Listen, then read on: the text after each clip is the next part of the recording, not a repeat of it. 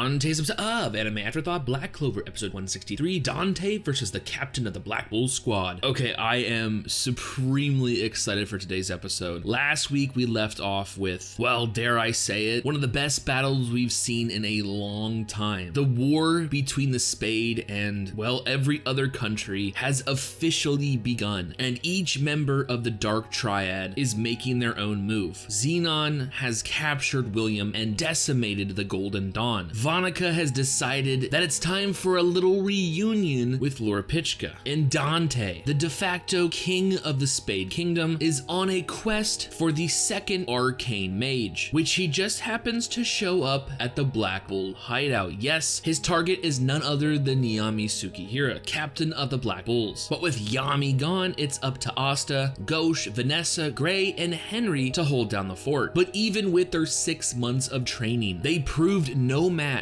for the devil possessed. Yes, utilizing the power of Lucifero and his gravity magic, he has brought the Black Bulls quite literally to their knees. But Dante has taken it one step too far. After witnessing Ghosh being stabbed in the stomach with a giant blade, Asta has finally snapped, and his devil is unleashed, giving us a shocking new form, sporting 2 new horns, a tail, another wing, and emanating that oh so familiar demonic black aura. It seems Asta has lost all sense of self. But even this new berserker mode seems no match for Dante. That is until the very end. But while landing a scratch is one thing, defeating this monster is another. And this is where we pick up today's episode. I am overly excited. Judging by last week's preview, not only are we getting Gray backstory, which I desperately want, her unique personality definitely deserves some kind of explanation. I've been wondering what her background is, giving her shy demeanor, and when I say shy, that is a complete understatement. But more than that, in the midst of this battle, it looks like Yami will finally arrive, but is he there to save the day?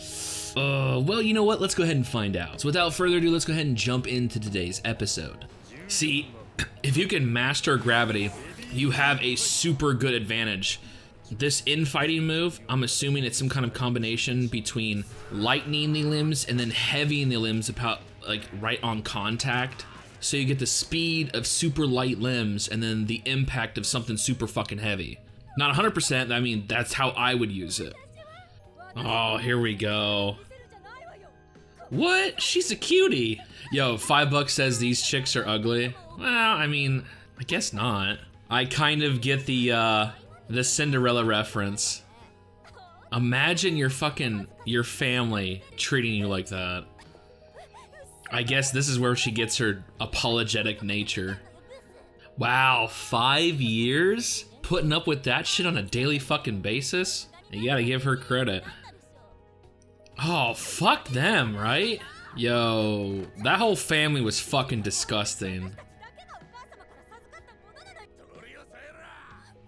Oh, no way. No fucking way. They knew each other previously? Oh my god. So wait, if she's Cinderella, does that mean Ghosh is Prince Charming and Yami is her fairy godmother? Is that what's going on? Oh god. Oh god. Yeah. Is she transforming the wound from open to close? Oh god, you fucking man whore. Oh yes. Oh fuck yeah. Them's my women's. I'm gonna kill you. It's presence of the Demon King. Oh yeah, that is pretty badass. I refuse to bend the knee. Oh shit. Oh, oh yes. Dude, Dimensional Slash is one of my favorite fucking moves. Oh, yeah, I wanted that slice to happen so fucking bad. So I highly doubt his gravity magic is as fast as light magic. I mean, devil possessed, I don't know, it could be on par. But seeing how he's been training and he has the advantage of ki, Yami seems like he might have the advantage when it comes to speed, or at least when it comes to prediction? Basically how he fought Pottery. God, this guy is so fucking creepy. Oh, oh, fuck yes! Dude, that was like that one, that simple domain we just saw in Jujutsu Kaisen, where he created that barrier, and as soon as you enter the barrier, oh, fuck. Seriously? They took out all the spirit guardians? Yeah, so it's coming down to those three. Wait, was Nero there? Oh, this guy's fucking creepy looking. You piece of fucking shit. Oh shit, not good. Skin magic? That's unique. Honestly, I know it's fucked up, but we've seen shit like this before. You know what to go for? The fucking eyes. All he needs to do is poke them eyes and send fucking thunderbolts through them, man. I am kind of curious how Luck's gonna deal with this. Oh, I'm getting goosebumps. Ew, what the fuck? He's about to surpass his fucking limit, so... Oh, you see him sweating, right? Oh, yeah. Holy shit. He went through him. Oh, shit. Charmy's gonna come? Fuck yeah.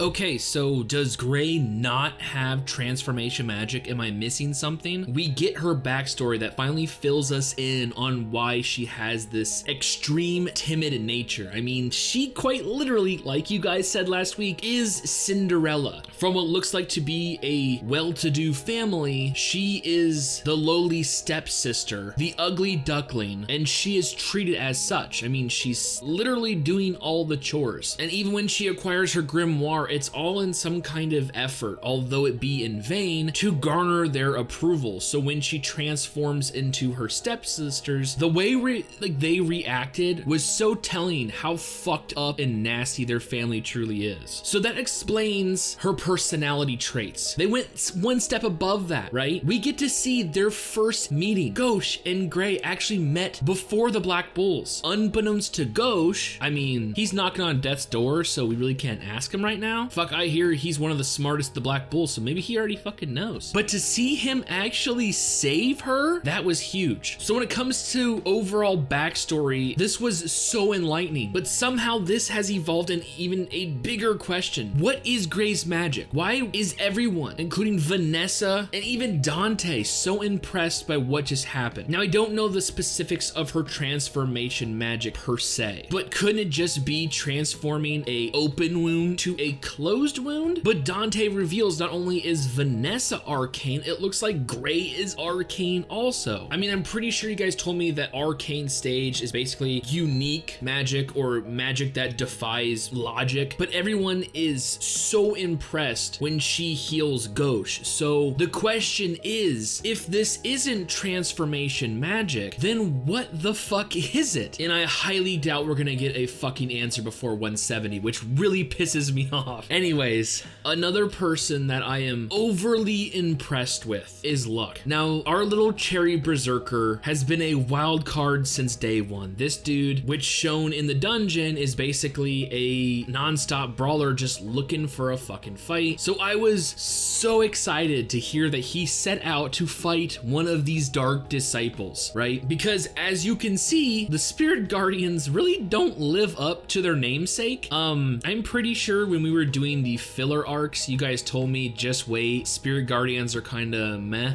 I mean, all of them were taken out. That either goes to show you that they aren't as powerful as I assumed, or the Dark Disciples are more powerful than I estimated, but that also means that because Luck was able to beat an opponent that the Spirit Guardian wasn't able to beat, doesn't that mean that Luck is tougher than a Spirit Guardian? I mean, it's not quite calculable that way. I mean, it's more like an ipso facto. But yeah, I didn't see them falling right as the fucking battle began, but But when it came to Luck though, his predicament was going against, you know, a guy who was invulnerable, so he really had to think on his quite literally. Now, I, being a connoisseur of all kinds of anime and TV and movies alike, have seen the invulnerable man be defeated multiple times. I mean, take out his fucking eyeballs, right? Smack his fucking ears so hard it creates, it pops his fucking eardrums. Or if you want to go in the boy's direction, spoiler alert, shove an explosive up his ass. He's not invincible from the inside. But if speed is the name of the game, then catapulting yourself using the mana method, those rune circles, and then multiplying it reminds me of The Devil is a Part-Timer, where you just see these circle after circle after circle,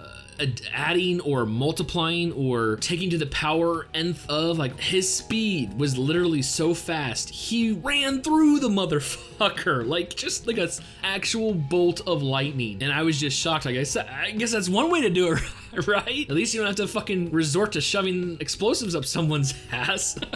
Oh, I'm so impressed though. But he really was taken to the limit, right? I mean, he's battered and bruised, and this is just the Dark Disciple. They still have Vonica to deal with, not to mention a couple other, double Ds to deal with. That's scary. That's fucking scary. I really am worried for Laura Pichka, Noelle, and Mimosa.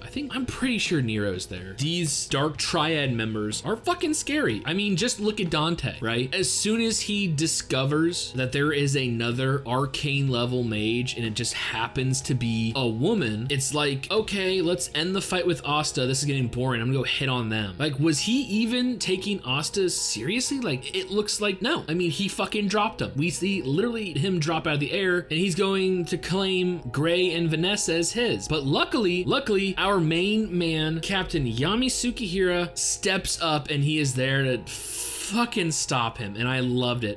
That battle was so fucking good. Nice back and forth. We do get to see a little bit in his fight with Asta, but more about his fight with Yami, how he is utilizing his gravity magic when it comes to Dante's quote-unquote infighting style. And like I said, I'm 95% sure he is lowering the weight of himself and objects, as we saw him with the gladiator sword, and then on the moment of impact, I don't know to what degree, but he is increasing the gravity. So you have, I'm assuming, some kind of mathematician can actually do the exact numbers based on a normal human swing. So imagine you swing at like 5 miles per hour, right? With a, 20-pound arm. Now take that down to a single ounce, right? You might be able to swing at 40 miles an hour, right? So then imagine at the moment of impact, you go from an ounce to a ton. So it's a ton traveling at 40 miles an hour. Assuming those numbers are way fucking off, we could be looking at something completely devastating, to where something talking about several thousand pounds is traveling at several hundred miles an hour, right? It's truly mind-boggling when you try to wrap your head around what could possibly be going on in his infighting. But then you have Yami. Not only is he backed by his now monozone Black Moon, right? But he also has the advantage of Ki. And like I assumed, he even admits it, that it's not him keeping up with the speed, it's him actually predicting the moves.